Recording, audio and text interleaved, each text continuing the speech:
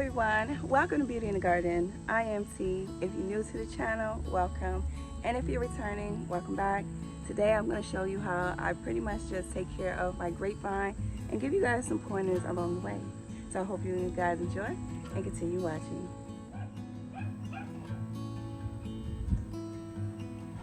So right here is the main trunk of this vine. This is my mustardine vine, and I'm trying to make sure that I just keep what I have on the trellis along the trellis and just let all the rest of this go wild over the chicken run.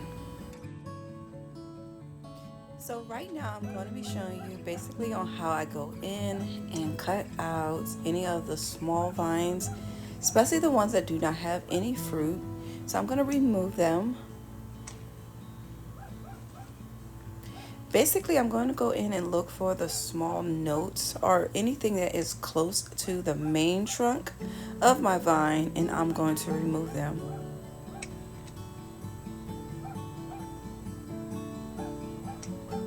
What I am doing here is building back structure around my trellis line.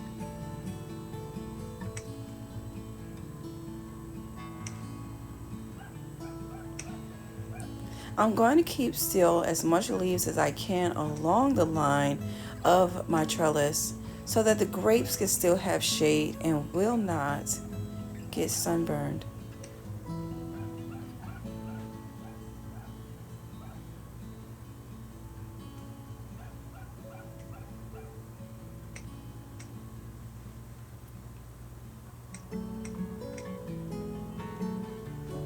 So at the very end of my trellis, I'm going to cut anything that is past my trellis, even if it is bearing fruit. I want to control this vine so it does not go past this point.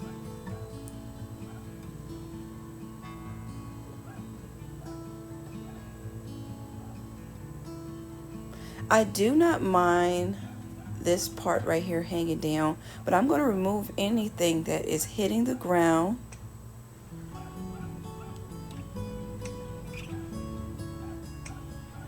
Plus, it's going to make my job much easier when mowing or weed eating. You don't want a grapevine to wrap around your weed eater, I promise you. It will stop it. It's a pretty strong vine.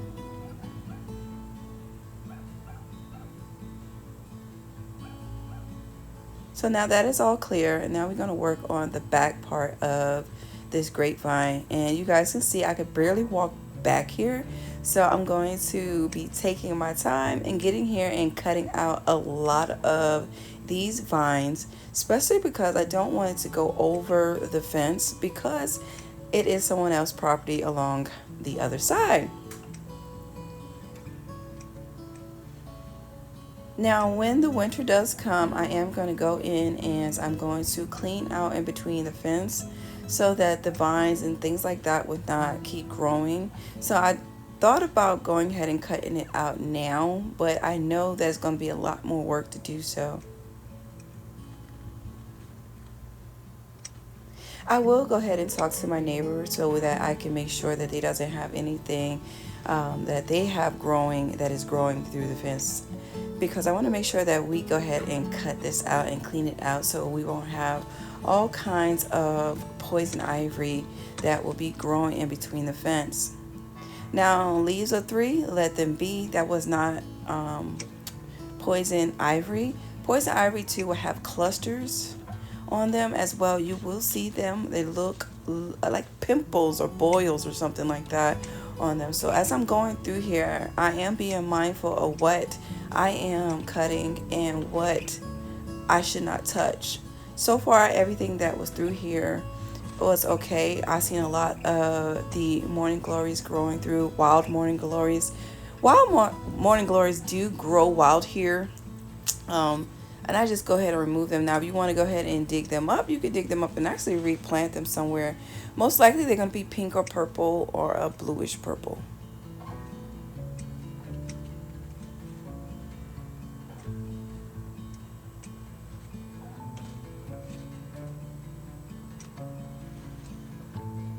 Now, as you watch this video, I am going to throw a couple of things that I do, and as well a couple of things that I did besides the grapevine on this video.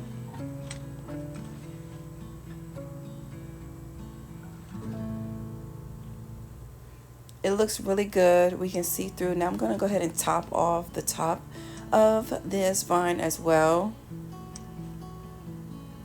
Now I do have a video on how I created this trellis, and it was pretty simple as well, so check that video out. It's actually a pretty throwback video when I first started YouTube, but this is how this grapevine came into play.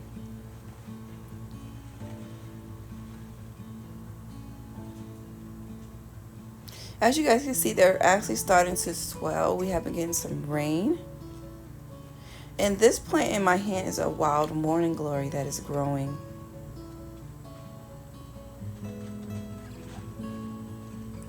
Right here, the wild morning glory.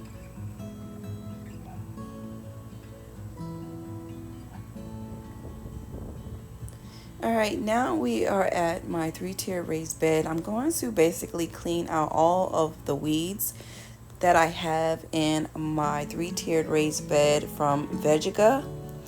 And this is sweet potato vine. I'm going to show you a couple things along this video about the sweet potato vine that comes in handy if you want to grow multiple plants from the vine itself.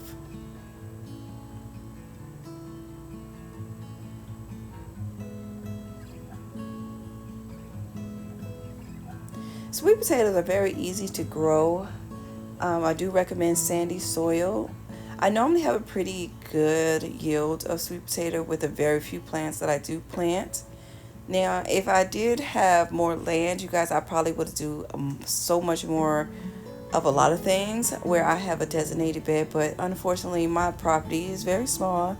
I live on roughly almost a half an acre, and my house sits on some of that, and my yard is split straightly down the middle. So my backyard has all my plants, so it's not as big as it seemed like it's on camera. So, but if I did have the space, I would grow rows of them, or maybe 2 to 3 raised beds of sweet potato.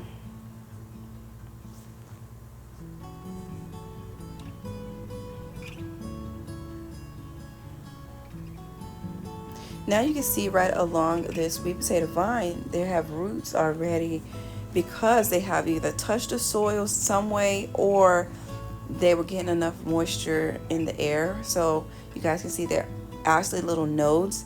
But if we go ahead and plant them, then they will grow more and more and more. So I'm going to actually go ahead and show you. I'm just going to make a little trench, and I'm just going to put the soil over them so they can grow a little bit more.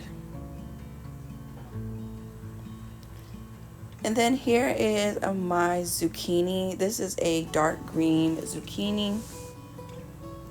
So I'm just going to clean up the weeds, and I'm going to show you quickly what I do to promote more growth to this plant.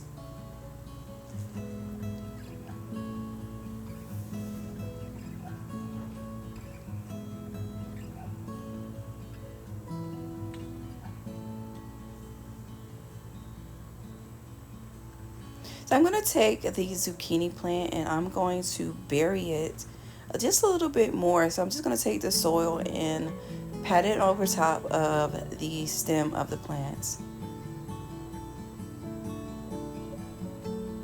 So here, you guys, is all of the grapes that are growing on this trellis. Now I do recommend fertilizing your grapes with fish emulsion. And as you guys can see, I'm going to show you the tip. So when your vines are nice, fresh, and green, you can flex them. And this is how you're able to make your very own wreaths from home. And you'll see how strong they are just off a couple twists on the vines put together. And voila, you have a strong start. And now I'm going to show you a quick way to just go ahead and add another piece, and you can continue on doing this till the wreath is the size you want.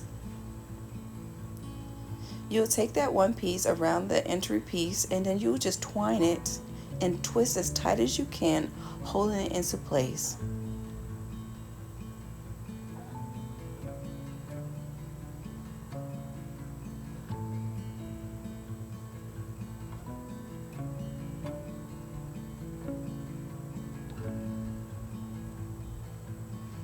And there you go.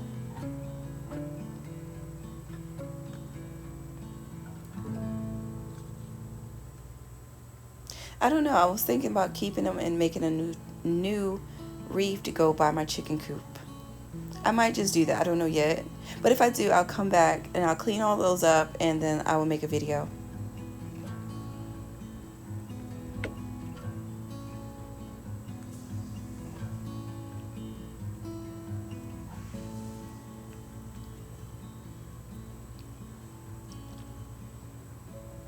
Now it does take some time, not much, but it's very easy. Ta-da! Alright, you guys, we're at the end of the video. I hope you guys enjoyed. I pretty much show you how I went in here and cut back a good majority of the smaller vines. Do make sure that you know which ones you want to be your main ones, especially when the spring is starting to at least come on board, so we can go ahead and give it another pruning. Right now, this pruning was just so that I can maintain the plant where I do have the plant, and then I'll come back and I'll do a hard prune, and then I'll show you guys that hard prune. And that hard prune pretty much is just basically I'm keeping the canes that, keeping the vines that are really thick like this, and you guys can see the older ones that I keep, and you can see it's all coming off of this one grapevine down here. So I hope this video helps you guys out, and don't be scared to go ahead and prune your plants. I know I hear a lot of comments that a lot of people do not like to prune their plants. They don't know what to prune. Don't be scared to prune your plants, okay? So I hope you guys enjoy. Please don't forget to like, comment, and subscribe to the channel. Hit that notification so you can be notified when I do upload a video. And you guys, I'll see you guys in the next one. And remember, there's beauty in everyone's garden. And bye-bye for now. Bye-bye, you guys. Happy gardening.